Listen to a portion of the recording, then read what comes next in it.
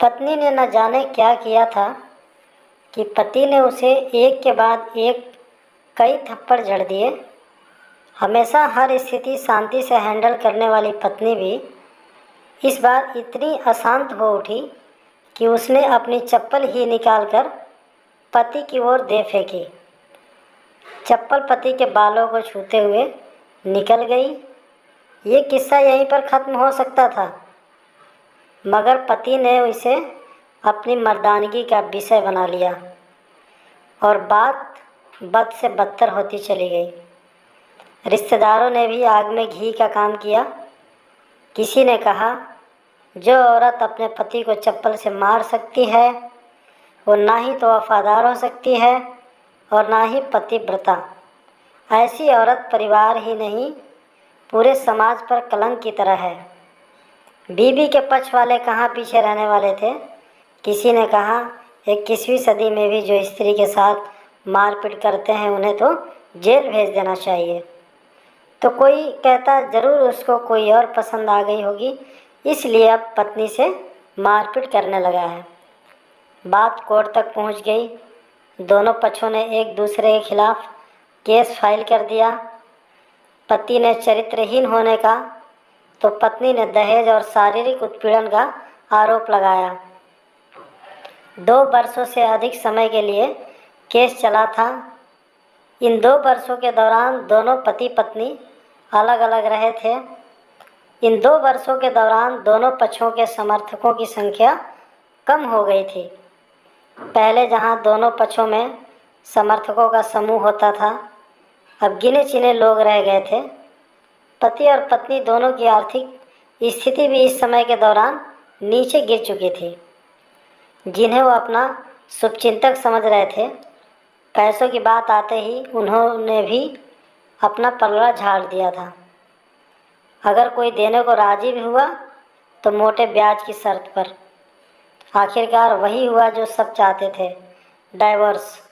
हर कोई खुश था, दोनों पक्षों के रिश्तेदार, उनके माता पिता और दोनों के वकील। लेकिन 5 साल की सुखद शादी और एक सुंदर बेटी होने के बाद मिले इस डाइवोर्स से पत्नी मूक थी और पति शांत।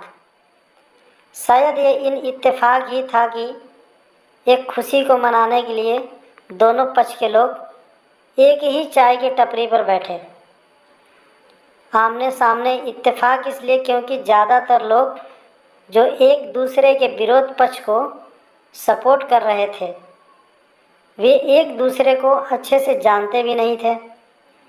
पति पत्नी भी इन सभी से दूर एक दूसरे के सामने मेज पर बैठे पक्ष को सपोर्ट कर रहे थे, वे एक दूसरे को अच्छे से जानते भी नहीं थे। पति पत्नी भी इन सभी से दूर एक दूसरे के सामने मेज पर बैठे। पत्नी ने पति से कहा, अब तो खुश होगे ना, तुम्हारे मन की जो हुई है मुबारक हो। तुम भी तो आज जीत गई हो मुझसे तलाक। तो तुम्हें भी तो मिल गया है, कंग्रेचुलेशंस टू यू। पति ने कहा, तलाक को तुम जीत का प्रतीक समझते हो? पत्नी ने पूछा। पति चुप रहा।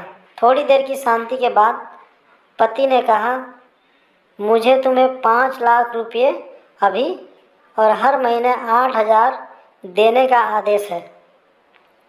अभी मेरे पास पैसे नहीं हैं, इसलिए हमारा मतलब मेरा जो सिटी में फ्लैट है उसे तुम्हारे नाम कर देता हूँ। पत्नी बोली, लेकिन उस फ्लैट की कीमत तो 18 लाख की है। हाँ, लेकिन हमारी बेटी तुम्हारे साथ है और आगे जाके उसके खर्चे भी बढ़ेंगे, तुम्हें थोड़ी आसानी होगी। पति ने कहा, नहीं नहीं, मुझे सिर्फ 5 लाख ही देना और तुम हर महीने 8,000 तो देने ही वाले हो, मैं मैनेज कर लूँगी। अगर 5 लाख नहीं है तब भी कोई बात नहीं, पत्नी बोली। दोनों फिर से शांत हो गए। पति सोचने लगा, कितनी भोली और समझदार है ये औरत, जो कुछ समझ पहले तक मेरी पत्नी थी और अब अनजान। ये वही है जो कम से कम खर्चे में घर चलाती और पैसे बचाकर मेरे जन्मदिन पर हमेशा मेरे लिए नए कपड़े खरीद लाती। कभी बीमार भी हो जाती तो पैसे बचाने के लिए मुझे मालूम न होने देती और घरेलू नुस्खों से अपना इलाज कर लेती। मगर घर में कोई और बीमार होता तो तुरंत डॉक्टर के पास लेकर जाती। मेरी हिम्मत मारी गई थी। मैं ही अपनी झूठी मर्दानगी के चक्कर में इतनी बड़ी गलती कर बैठा। पत्नी के दिमाग में भी उथल पुथल चल रही थी। अभी भी वैसा का वैसा ही है। पहले भी खुद से ज़्यादा हमारे बारे में सोचता था और अब भी वही कर रहा है। ये वही आदमी है जो मुझे एक्सीडेंट से बचाने के लिए खुद मोटरसाइकिल से आगे कूद पड़ा था और अपनी उंगली तुड़वा बैठा था। पता नहीं कौन सी मनहूस घड़ी में झगड़ा कर बैठी। पति ने मौन तोड़ते हुए पूछा, अब तुम्हारे कमर का दर्द कैसा है? ज़्यादा तकलीफ़ तो नहीं होती? पत्नी हल्का सा मुस्कुराई और बोली, अभी भी होता है। अब तो पेट में भी क्रैम्प्स उठते हैं। वो तो होता ही। तुम योगा कसरत भी तो नहीं करती हो।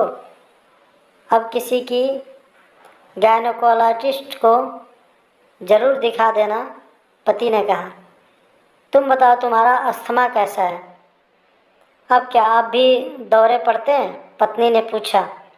हाँ पड़ते हैं, पहले से ज़्यादा, क्योंकि अक्सर इन्हेलर भूल जाया करता हूँ। याद दिलाने के लिए तुम जो नहीं हो अब, पति बोला। पत्नी की आंखों में आंसू आ गए। वो बोली, तुम्हें मेरे चरित्र पर सवाल नहीं उठाने चाहिए थे तो ये परिस्थिति आती ही नहीं। हाँ मैं जानता हूँ तुम बहुत अच्छी हो। मुझसे गलती हो गई, बहुत बड़ी गलती। मैं लोगों के बहकावे में आ गया था। पति बोला, तुमने भी तो मुझ पर दहेज का इल्ज़ाम लगाया था। वो बोला, गलत था और इस बात का मुझे भी पछतावा हुआ।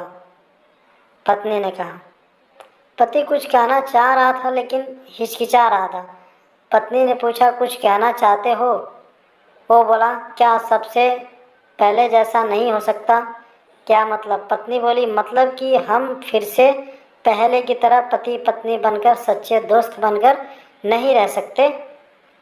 पति बोला, पर ये डाइवोर्स के पेपर दिखाते हुए पत्नी ने कहा, फाड़ देते हैं। पति ने अपने पास रखे डाइवोर्स के पेपर फाड़ते हुए कहा। पत्नी ने भी अपने पास रखे पेपर फाड़ दिए। सभी हैरान थे। वकील, रिश्तेदार और माँ बाप, पति पत्नी दोनों एक दूसरे के हाथ में हाथ पकड़े अपने घर की तरफ चले गए। दोस्तों, ये कहानी उन हर पति पत्नी के लिए बड़ी सीख है जो छोटी छोटी बातों पर लड़ते हैं और इन झगड़ों को बड़ा बना के अलग होने का डिसीजन लेते हैं। प्यार और झगड़ा दो एक सिक्के के पहलू हैं।